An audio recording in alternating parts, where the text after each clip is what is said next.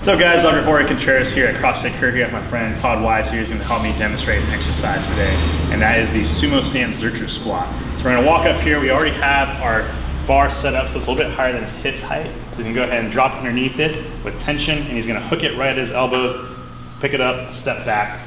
In this position here, he's already contracted his back. He's staying nice and upright, holding that bar steady. Go ahead and widen out your stance now to that sumo set. So we go with the sumo stance extremely wide here, and also going to flare out the toes a little more excessively than we would in a standard squat. From that position, he's going to lower down, trying to keep his shins very vertical, and also tracking out over his second toe here. From that position, he also has his thoracic spine really nice and upright, and that's what we're looking for. We don't want to fall forward, especially with that weight in that front back position. As he comes back up, he drives straight through his hips, really pushing out, trying to separate the ground as he does that. So another thing that we're also looking at is that as he keeps this really stable, he's also going to be working on this region as well as his hips.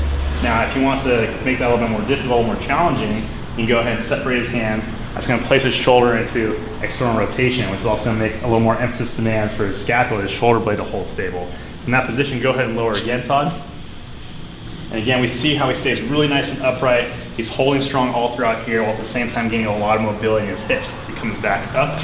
And again, as we notice, as the weight is in front here, it's going to be pulling his weight, his body forward, so it's going to put a lot more stress on the hips to want to open up, and at the same time it's going to require him to have to hold steady from his core. So it's going to be really important that as you're doing this, that you really take a big breath in, stabilize, try and create 360 degrees of tension all throughout this region as you go through that. Once he has that set, you can go ahead and re-rack it back.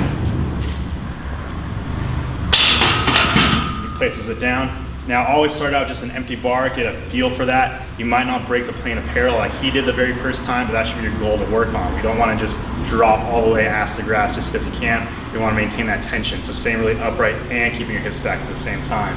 As far as weight amounts, I usually recommend 50% of your front rack, of your front squat. So if you can do 200 pounds, do 100 pounds, and try and get that number up to about that same amount as your normal front squat. This is a great accessory exercise to do after your deadlifts, or especially if you're someone who pulls sumo, or if you really want to work on strength at the bottom hole and really getting your way out of it. Thanks.